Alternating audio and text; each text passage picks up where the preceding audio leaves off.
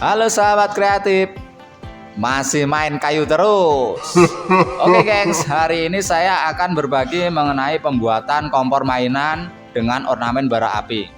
Dan tentunya membuat anak Anda bermain lebih kreatif dan ceria. Simak videonya ya geng, dan jangan di skip agar tidak gagal paham.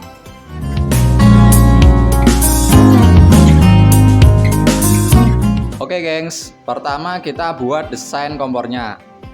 Kita bikin kotak dengan panjang 25 cm dan lebar 20 cm, sedangkan tingginya 10 cm.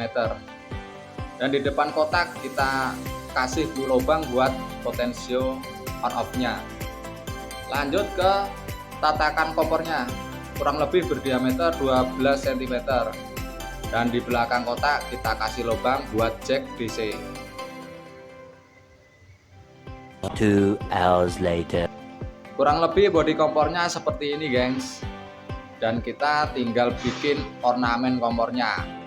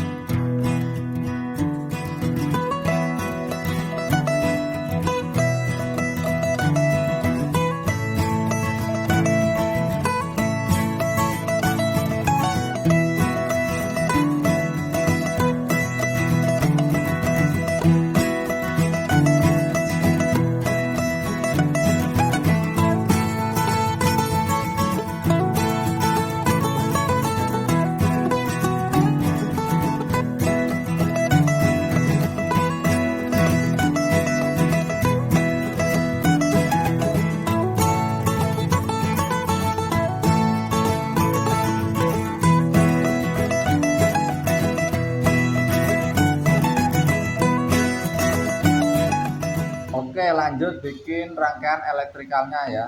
Di sini saya menggunakan rangkaian seri kombinasi paralel 16 lampu LED, dan di tengahnya kita kasih blower DC 12 volt. Dan untuk pengoperasiannya saya menggunakan potensio on off, jack female dan jack female, dan adaptor 2 ampere 12 volt untuk sumber arus listriknya. Oke, langsung kita eksekusi.